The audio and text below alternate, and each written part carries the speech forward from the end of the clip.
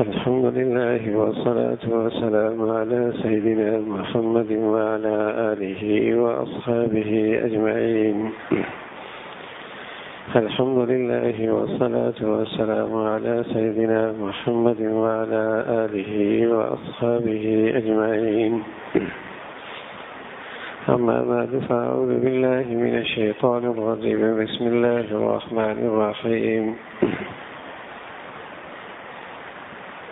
توفني مسلما والحقني بالصالحين. صدق الله العظيم. اللهم صل على سيدنا محمد النبي الأمي وعلى آله وأصحابه وسلم. میرے معزز مسلمان بزرگوں، عزیز بھائیوں، سن 13 ہجری پیر کا دن 22 جمادی الثانی مغرب اور عشاء کا درمیان کا وقت ہے. نبی کی امت کا سب سے بڑا انسان حضرت ابوبکر رضی اللہ تعالیٰ عنہ دنیا سے تشریف لے جا رہے ہیں اور ان کی زبان پہ یہ الفاظ ہیں: ربی توفنی مسلما والحقنی بالصالحین.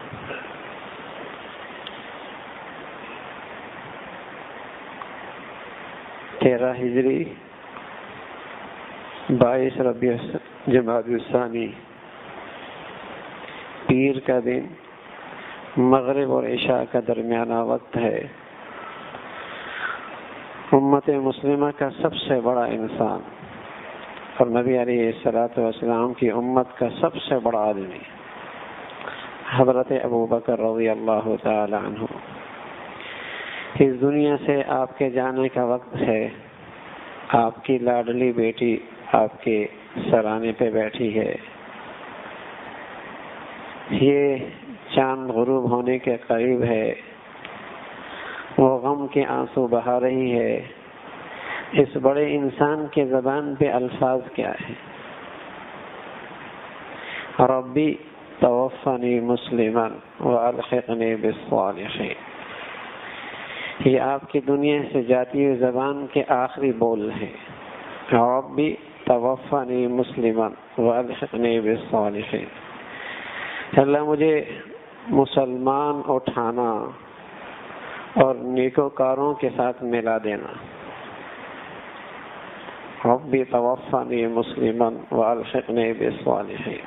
اے میرے رب، مجھے مسلمان اٹھانا اور مجھے نیکوکاروں میں شامل فرما دینا. یہ مسلمانوں کا امام ہے. یہ مسلمانوں کا امام ہے. یہ مسلمانوں کا پہلا خلیفہ ہے. بلکہ نبی کی زندگی کا پورا عکس اس کی زندگی میں نظر آتا ہے. پورا عکس. امامت، پیشوا جس کی زندگی دیکھ کر منزل کی طرف چلا جائے. جس کی زندگی دیکھ کر منزل کی طرف چلا جائے. آج نئی نسل احساس کمتری کا شکار ہے. اس کے اندر اسلام پہ چلنے کے لیے حوصلہ نہیں، ہمت نہیں. وہ اسلام کی طرف نسبت کرتی ہوئی شرماتی ہے. اسے احساس کمتری کا مرض لگ چکا ہے. وہ اپنی نسبت صحابہ کی طرف کرتی ہوئی گھبراتی ہے. بلکہ بعض نادان تو اتنے گر گئے کہ صحابہ کا نام رکھنا ان کے لیے مشکل ہو گیا. اس نئی نسل کو ایک خاص حالات کے تحت، ایک خاص سازش کے تحت اس امت کے اس بڑے طبقے سے توڑ دیا گیا. ان کی سوانح، ان کی زندگی سے یہ نئی نسل نہ آشنا ہو گئی، نہ واقف ہو گئی. کون؟ صدیق. اسے پتہ ہے، کرکٹر پتہ ہے، اداکار پتہ ہے، فنکار پتہ ہے، اور گندگی کے سر ہر پیروکاروں کے نام اسے خوب آنتے ہیں. وہ اس کے آئیڈیل بھی ہیں. ان کا جینا بھی جانتا ہے، ان کا مرنا بھی جانتا ہے، درمیان کی زندگی کی تصویر بھی ان کی آنکھوں کے سامنے ہے۔ جب یہ نقشہ اس کے دل و دماغ میں ان کا بیٹھا ہے تو اس کی سر کی ٹوپی بھی اس کا رنگ پیش کرتی ہے، اس کا جسم کا لباس بھی ان کا رنگ پیش کرتا ہے، اس کے زبان کے بول بھی ان کی تصویر پیش کرتے ہیں، اس کا اٹھنا بیٹھنا رہن سہن کے طریقے وہی نظر آتے ہیں جو اس کے دل و دماغ میں ہیرو بیٹھے، جس کا نقش اس کے دل و دماغ میں بٹھایا گیا۔ پہلے مسلمان گھرانوں میں ماں اپنے بیٹے کو صدیق اکبر کی صداقت کے سبق پڑھایا کرتی تھی، اور عمر فاروق کی عدالت کی شان پڑھایا کرتی تھی، اور عثمان کی حیا اور غیرت کے نقشے دکھایا کرتی تھی، اور علی کی شجاع اور بہادری کے قصے سنایا کرتی تھی۔ سبحان اللہ۔ پھر ماؤں کے گودوں سے محمد بن قاسم، طارق بن زیاد اور صلاح الدین ایوبی جیسے فرزند اس امت مسلمہ کو ملا کرتے تھے۔ پھر امت مسلمہ کو ایسے نوجوان ملا کرتے تھے، صلاح الدین ایوبی، طارق بن زیاد، محمد بن قاسم، ایسے لوگ ملا کرتے تھے۔ جب انہیں ماؤں کے گودوں میں صحابہ کے تذکرے ملا کرتے تھے، اب میرے گھروں کے دہلیز میں تذکرے کس کے؟ میرے اسکول کالج کے چار دیواری کے اندر تذکرے کس کے؟ میرے ذرائع ابلاغ میں ہیرو کون سے؟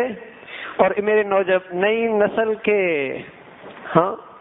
نسل کے جسے کہیں کہ پیشوا کون لوگ ہیں؟ دنیا دیکھ رہی۔ پھر اس کا رنگ بھی نظر آ رہا، نوجوان کے حاصل میں گٹار موجود ہے، اور نوجوان کے ہاتھ میں شراب کی بوتل موجود ہے، اور اس مسلمان نوجوان کے ہاتھ سے اس کی اپنی مسلمان بہنا کی عزت محفوظ نہیں، اور اس مسلمان کے ہاتھوں سے اس کی اپنی بیٹی مسلمان بیٹی کی عزت محفوظ نہیں، اس لیے کہ اسے دکھایا ہی ایسے لوگوں کا جن کے ہاں حیا اور غیرت اور شجاعت اور بہادری اور دیانت یہ سب کھوٹے سکے ہیں، یہ سب کھوٹے سکے۔ تو اس نئی نسل کو ایک خاص سازش کے تحت اپنے بڑوں سے توڑ دیا گیا ہے۔ اب اسے نہیں پتا اس نئی نسل کو ابو بکر رضی اللہ عنہ کون تھے، کب آئے، کیسی زندگی گزاری، کب دنیا سے تشریف لے گئے، ان کی زندگی کا نقشہ کیا تھا، ان کی موت کی تصویر کیا تھی، موت کی تصویر کیا تھی۔ اتاترک نادان آیا ترکی میں، اس نے کیا کیا کہ رسم خط بدل دیا تاکہ اس نئی نسل کا رشتہ ہی اپنے اسلاف سے ٹوٹ جائے۔ رسم و خط بدل دیا تاکہ یہ پڑھ ہی نہ سکے انہیں، اور بدقسمتی سے آج ہماری نسل کا حال ہی ہے، اس کی زبان ہی بدل دی، نہ اسے عربی آئی، نہ اسے فرانسی، نہ اسے عربی آئی، نہ اسے اردو آئی، اور نہ اسے فارسی آئی۔ اب تو اردو بھی اس نئی نسل کو کوئی نہیں آتی، پھر صدیاں لگتی ہیں دوسری زبان میں وہ ایک علم کا خزانہ منتقل کرتے ہوئے۔ ایک زمانہ تھا علم کا خزانہ اور یہ زندگیاں عربی میں تھیں، وہ نہیں آئیں، پھر یہ منتقل ہوا فارسی کے اندر، وہ ہاتھوں سے چلی گئی، پھر یہ سارا علم کا یہ خزانہ منتقل ہوا اردو کے اندر۔ نئی نسل کو اردو بھی کوئی نہیں آتی، بلکہ یہ ٹیڑھی زبان بول کے انگریزی بولے تو فخر کرتا، جرمن نہیں فخر کرتا، فرانسیسی دوسروں کی زبان پہ نہیں فخر کرتا، دوسرے ملک چائنا دوسروں کی زبانوں پہ نہیں فخر کرتا۔ اس قوم کو چار دیواری کے اندر اسکول کالج یونیورسٹی ذرائع ابلاغ کے ذریعے ایسا ذہنی غلام بنا دیا گیا کہ اسے اب اسلام کے ساتھ نسبت کرتے ہوئے اپنی زبان سے آر آنے لگی ہے، اپنی زبان سے آر آنے لگی ہے۔ ایک خاص سازش کے تحت اپنے اسلاف سے اس امت کو توڑا گیا ہے کہ ان کی وہ خوبصورت زندگی، خوبصورت نقشہ اس بچے کے در و دیوار کے، اس بچے کے گھر کے در و دیوار کے اندر اس کے تذکرے مٹ گئے، تذکرے مٹ گئے، اور اس کا رنگ اب اس کی زندگی میں نظر آ رہا جو اس کے دل و دماغ میں ہیروز ہیں، جو اس کی نظروں میں کامیاب لوگ ہیں، جو اس کی نظروں میں فاتح ہیں، جو غیروں کے لکھے ہوئے ہیرو ہیں۔ میرے عزیزو، اس امت کا سب سے بڑا انسان، میری نبی کی امت کا سب سے بڑا انسان حضرت ابو بکر رضی اللہ تعالی، سب سے بڑا انسان۔ حضرت عائشہ فرمانے لگی کہ میرا ابا دنیا سے جانے لگے تو زبان پہ بول یہ تھے، ربی توفنی مسلما والحقنی بالصالحین۔ بتائیے، اس امت کا سب سے بڑا انسان، امت مسلمہ کا سب سے عقل مند انسان، ذی شعور انسان، جسے اللہ کے نبی نے خود اپنی زندگی میں اپنے مسلح پہ کھڑا کیا، اپنی زندگی میں خود مسلح پہ کھڑا کیا، تو بتاؤ اس کا عقل و شعور کہاں تک ہو، اور کیسا صاحب فہم اور صاحب علم ہوگا، اور کیسے ذکی اور سمجھدار انسان ہوگا، اور کتنا روشن خیال اور دور اندیش انسان ہوگا۔ لیکن جاتی ہوئی ہے آنے والی نسل کو سمجھا گیا، اگر زندگی کا کوئی سب سے قیمتی متاع ہے، اور زندگی کا اگر کوئی سب سے قیمتی سرمایہ ہے تو وہ یہ ہے کہ مرتے وقت اسلام پر مر جاؤ، یہ سب سے بڑا سرمایہ ہے۔ اگر زندگی کوئی سب سے بڑی دولت ہو سکتی ہے اور سب سے بڑا سرمایہ ہو سکتا ہے تو وہ یہی ہے کہ مرتے مرتے تمہارے پاس تمہارا ایمان اسلام سلامت ہو، مرتے مرتے تمہاری زندگی ایسی گزرے، ایسی زندگی۔ حضرت عائشہ فرمانے لگی، میرا ابا مجھ سے کہنے لگا، بیٹی غابہ کے علاقے کی جو کھجور کئی کلو میں نے تمہیں دی ہے، احتیاط دیکھیے بیٹی، اگر اب تک آپ نے اس پہ قبضہ نہیں کیا تو میرے سانس اگر نکل جائے تو پھر خیال کرنا، پھر یہ وراثت میں آ جائے گی، اپنے بھائیوں میں تقسیم کر دینا، پھر تیرا اس پہ حق نہیں رہے گا۔ بیٹی کو یہ سبق دے رہے، کہنے لگے ذرا حساب لگا لو، اب تک میں نے بیت المال سے کتنا پیسہ لیا ہے، تو ساری قیمت لگائی تقریباً 6000 درہم۔ کہا میری فلاں وہ زمین ہے اسے فروخت کر دو، بیت المال کا یہ قرض اتار دو میری زندگی میں۔ پھر ذرا حساب لگاؤ میری ساری مالیت کا، جب سے میں خلیفہ بننا ہوں اب تک میرے مال میں کتنا اضافہ ہوا ہے، اللہ میرے مال میں کتنا اضافہ ہوا ہے۔ تو جب اندازہ ہوا تو کہا ایک غلام ہے جو مسلمانوں کی تلواریں صاف کرتا ہے، ایک اونٹنی ہے جو پانی کے لیے رکھی گئی ہے، اور ایک چادر ہے جو تقریباً 100 روپے کی ہے، بس یہ 3 چیزوں کا آپ کی پوری خلافت میں زندگی میں اضافہ ہوا ہے۔ اللہ، یہ ہے مسلمانوں کا خلیفہ، یہ ہے مسلمانوں کا امام، یہ تھے مسلمانوں کے پیشوا۔ کہا اچھا جیسی میرا سانس نکلے تو اس سامان کو اچھا ایسا کرو، میری سانس نکلنے سے پہلے یہ سامان عمر تک پہنچا دو، عمر تک پہنچا دو۔ تو میرے عزیزو، یہ وہ لوگ ہیں، اور زندگی کا نقشہ کیا ہے؟ سبحان اللہ، ساری زندگی کا نقشہ ایک جملہ ہے آپ کا۔ آپ فرمایا کرتے تھے، اَيَنْقُصُ الدِّينُ وَأَنَا حَيٌّ، اَيَنْقُصُ الدِّينُ وَأَنَا حَيٌّ، دین مٹے اور صدیق زندہ رہے، ایسا نہیں ہو سکتا۔ دین مٹے اور صدیق زندہ رہے، یہ ایسا مجھ سے نہیں ہو سکتا۔ یہ ہے اس امت کے سب سے بڑا انسان کی زندگی کی تصویر، نقشہ یہ ہے۔ اس کی ساری زندگی اس ایک جملے کے گرد گھوما کرتی تھی، ساری خلافت امامت کا دور اس ایک جملے کے گرد، اَيَنْقُصُ الدِّينُ وَأَنَا حَيٌّ، کہ دین مٹے اور صدیق زندہ رہے، ایسا نہیں ہو سکتا۔ میرے جیتے جی اللہ کا دین میں اجڑتا نہیں دیکھ سکتا، اجڑتا نہیں دیکھ سکتا۔ یہ تھے میرے عزیزوں مسلمانوں کے پیشرو، پیشوا، امام، یہ تھے مسلمانوں کی نئی نسل کے مقتدا، جن کا سبق ماں بچپن میں اپنے بچوں کو سنایا کرتی تھی، جن کا کردار، جن کی آمد زندگیاں ان کی تعلیمی اداروں میں پڑھائی جاتی تھی۔ اب تو نقشے ہی مٹ گئے ہیں، نقشے ہی مٹ گئے میرے عزیزو، یہ وہ لوگ تھے۔ تو حضرت ابو بکر رضی اللہ تعالی عنہ اس امت کا سب سے بڑا انسان ہے، جس کی زندگی کی پوری تصویر یہ ہے۔ مسلمانوں میں بڑائی کے معیار اور ہوا کرتے۔ حضور علیہ الصلوۃ والسلام مدینہ تشریف لائے، اور ایک جگہ کا انتخاب ہوا کہ یہاں مسجد بننی چاہیے، یہاں مسجد بننی چاہیے۔ تو وہ جگہ 2 یتیم بچوں کی تھی۔ اللہ کے نبی کو یہ بات پسند نہ آئی، اگرچہ ان کا اصرار تھا، ان کے رشتہ داروں کا بھی اصرار تھا کہ یہ زمین بلا معاوضہ لے لی جائے، لیکن اللہ کے نبی کو یہ پسند نہ آئی۔ تو مسجد نبوی کی تعمیر میں جو جود و سخا کا سب سے پہلے نمونہ بنا وہ حضرت صدیق بنے۔ اس مسجد کی تعمیر کا زمین کا جو خرچہ ہے وہ سب سے پہلے حضرت صدیق نے پیش کی۔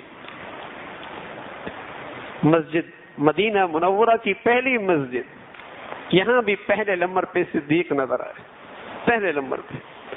بلکہ عمر فرمایا کرتے تھے رضی اللہ تعالیٰ عنہ، رشک کیا کرتے تھے، رشک صدیق پر، اور فرمایا کرتے تھے عمر صدیق میری ساری زندگی کی نیکیاں تو لے لے، ایک وہ رات جو تو نے حضور کے ساتھ غار میں گزاری ہے وہ رات کی نیکیاں مجھے دے دے، وہ رات کی نیکیاں۔ عائشہ فرماتی ہیں میں اپنے محبوب محمد رسول اللہ کے ساتھ صحن کے اندر رات کے وقت بیٹھی ہوئی تھی، چاند چمک رہا تھا، ستارے بھی اس کے اطراف میں چمک رہے تھے۔ اللہ کے نبی نے یوں دیکھا اور فرمایا عائشہ جانتی ہو کہ کسی کی نیکیاں اتنی بھی ہوں گی جتنی یہ ستارے ہیں، کوئی ہے ایسا؟ تو عائشہ فرمانے لگی اللہ کے رسول بتائیے نا کون ہے؟ عائشہ فرمایا میرے دل میں خیال آیا کہ اللہ کے نبی میرے ابا کا نام لیں گے، لیکن حضور علیہ الصلوۃ والسلام فرمایا عمر عمر عمر۔ عائشہ فرمانے لگی میں خاموش ہو گئی۔ تو اللہ کے نبی میری طرف دیکھ کر فرمانے لگے عائشہ تو سمجھے تیرے ابا کا نام لوں گی؟ یاد رکھ تیرے ابا کی ایک رات کی نیکیاں ایک طرف اور عمر کی ساری زندگی کی نیکیاں ایک طرف، تیرا ابا اس ایک رات میں آگے بڑھ جائے گا۔ سبحان اللہ، ایک رات ہمیشہ آگے۔ لیکن میرے عزیزو جب دنیا سے جانے لگے تو بول کیا ہے؟ ربی توفنی مسلما توفنی مسلما والحقنی بالصالحین۔ سبق دیا میرے عزیزو، ساری زندگی بھی اس راستے پہ چلتے رہو، ہمت کے ساتھ، استقامت کے ساتھ، ہمت کے ساتھ، استقامت کے ساتھ، اپنوں کی سازشیں بھی، غیروں کی طاقتیں، غیروں کی تکلیفیں بھی برداشت کرتے اس راہ حق پہ چلتے رہو، لیکن پھر بھی اللہ کے سامنے ہاتھ پھیلاؤ، بھیک مانگو، جھولیاں پھیلاؤ، اس لیے کہ یہ دولت بہت قیمتی دولت ہے اللہ کے خزانے کی، یہ دولت اللہ کے خزانے کی بہت قیمتی دولت ہے۔ مانگتے رہو تاکہ اللہ موت تک یہ دولت سلامت رکھے۔ ساری زندگی بھی اسلام کے نمونہ اور اسلام کے لیے ساری زندگی تکلیفوں میں، آزمائشوں میں اسلام کے خاطر گزر رہے، لیکن جاتے جاتے بھی فکر یہ ہے، اللہ سے فریاد یہی ہے، التجا یہی ہے، ربی توفنی مسلم، اے اللہ مسلمان اٹھانا مجھے مسلمان اٹھانا۔ تو میرے عزیزو اللہ کرے ہمارے گھروں میں پھر انہی شخصیات کی زندگیوں کے تذکرے ہوں، یہی ہماری نئی نسل کے نمونہ بنے، یہی ہمارے امام اور مقتدیٰ بنے، اور انہی کی عظمت اور محبت اور عقیدت سے ہماری نسلوں کے دل سرشار ہو جائیں۔ اللہ ہم سب کو اس کی توفیق نصیب فرما دے۔ وآخر دعوانا الحمدللہ رب العالمین۔